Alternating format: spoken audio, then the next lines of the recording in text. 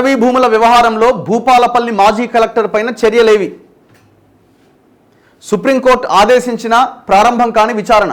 గత ప్రభుత్వంలో చక్రం తిప్పిన ఆ ఐఏఎస్కు కాంగ్రెస్ సర్కార్లో కూడా కీలక పోస్ట్ వచ్చిందట. అధికార దన్నుతో విచారణను అడ్డుకుంటున్నట్టు ఆరోపణలట. ఎవరైనా భవేష్ మిశ్రా, ఈయన పేరు భవేష్ మిశ్రా.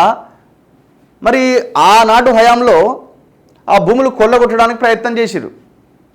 గవర్నమెంట్ మారింది. గవర్నమెంట్ మారిన తర్వాత ఆయన మీద ఏం చేయాలి? యాక్షన్ తీసుకోవాలి. మళ్ళీ ఇంకో కీలకమైన పోస్ట్ ఇచ్చిరట.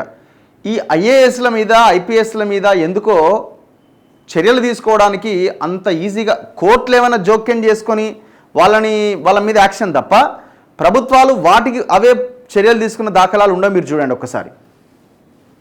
మరి ఎవరు ఇన్ఫ్లుయెన్స్ చేస్తారో ఏమో తెలియదు. కానీ ఎవరైనా ఎమ్మెల్యే అంటున్నాడు, ఎవరు గండ్ర సత్యనారాయణరావు, అటవీ భూమిని ప్రైవేటు వ్యక్తులకు అప్పగించేలా వ్యవహరించిన అధికారులపైన విచారణ వ్యవహారాన్ని రేవంత్ రెడ్డి దృష్టికి తీసుకెళ్తా.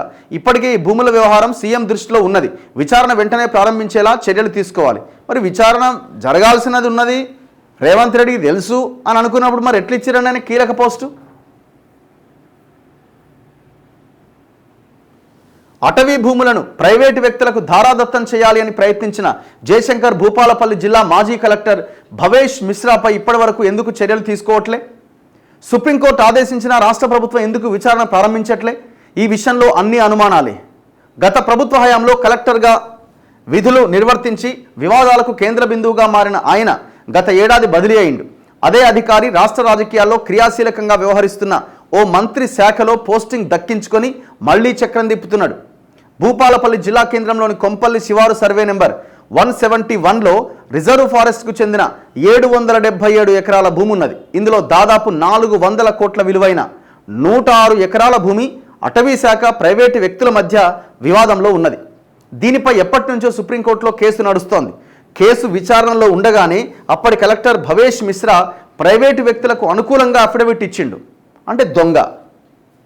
నిన్ను కలెక్టర్ ఎట్లా అనాలా? నిన్ను ఒక ఐఏఎస్ ఎట్లా అనాలా?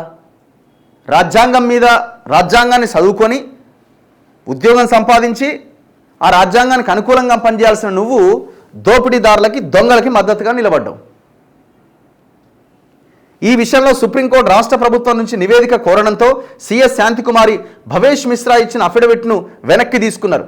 దీంతో 106 ఎకరాల భూమి అటవీ శాఖకు చెందినదే అని సుప్రీంకోర్టు గత ఏడాది ఏప్రిల్ 18వ తేదీన తీర్పు వెలువరించింది.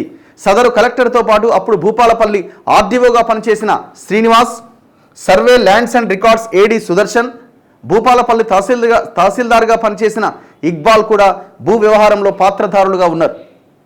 వీరందరికీ సుప్రీంకోర్టు తలో 5 లక్షల చొప్పున జరిమానా కూడా విధించింది. ప్రైవేటు వ్యక్తుల నుంచి భవేష్ మిశ్రాకు పెద్ద మొత్తంలో లబ్ధి చేకూరినట్లు అప్పట్లో ఆరోపణలు వచ్చాయి. మంజూర్ నగర్లోని గోరంట్లకుంట శిఖం సర్వే నెంబర్ 209లో అక్రమ నిర్మాణాలు జరుగుతున్నా ఆయన చూసి చూడనట్టుగా వ్యవహరించినట్టు ఆరోపణలు ఉన్నాయి. శిఖం భూమిలో అక్రమ నిర్మాణాలు తొలగించేందుకు అనుమతి ఇవ్వాలని ఇరిగేషన్ అధికారులు కోరినప్పటికీ భవేష్ మిశ్రా పట్టించుకోకపోవడంతో అధికారులు హైకోర్టును ఆశ్రయించారు. ఆ కేసు విచారణలో ఉన్నది. డిఎంఎఫ్టీ నిధులను కూడా భవేష్ మిశ్రా దుర్వినియోగం చేసినట్టు ఇటీవల హత్యకు గురైన సామాజిక కార్యకర్త రాజలింగమూర్తి దాఖలు చేసిన ఆర్టీఐ ద్వారా తేటతెల్లమైంది. రాజలింగమూర్తిని ఎవరు చంపిన అనుకుంటున్నారు? ఎందుకు చంపిరు అనుకుంటున్నారు? ఇట్లాంటి అన్ని ఇదొక కేసు అంతే. ఆయన అన్ని విషయాల్లో ఇన్వాల్వ్ అవుతున్నాడు, అవినీతిని బయటకు తీస్తున్నాడు అని చెప్పి రాజలింగమూర్తిని అందరూ కలిసి చంపేసిరు. Very simple. గత ప్రభుత్వ హయాంలో మండలి చీఫ్ విప్ సహకారంతో చక్రం తిప్పిన భవేష్ మిశ్రా అప్పటి ప్రభుత్వంలో కూడా ముఖ్యమైన శాఖలో విధులు నిర్వర్తిస్తూ అధికారాన్ని ఉపయోగించి తనపైన విచారణ జరగకుండా చూసుకుంటున్నారన్న ఆరోపణలు ఉన్నాయి. ప్రభుత్వం ఇప్పటికైనా విచారణకు ఆదేశించాలి అన్న వాదన వినిపిస్తున్నది. ఏం దుర్మార్గం ఇది? మరి ఇప్పుడు గవర్నమెంట్ చేంజ్ అయిన తర్వాత ఈ విషయం బయటకు వచ్చిన తర్వాత ఆయనకి ఎట్లా ప్రమోషన్ ఇస్తారు? ఎట్లా కీలకమైన పోస్ట్ ఇస్తారు? ప్రమోషన్ కాదు.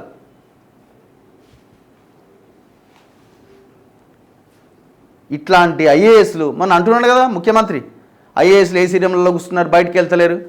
ఇట్లాంటి దొంగలు తయారైన తర్వాత ఏముంటుందండి? మీరు నవీన్ మిట్టల్కి పెద్ద పదవిచ్చి పక్కనే పెట్టుకుంటుంది, జేఎస్ రంజన్ని పక్కనే పెట్టుకుంటుంది, సుల్తానియాని పక్కనే పెట్టుకుంటుంది. ఇలా అంతా ఎవరండి?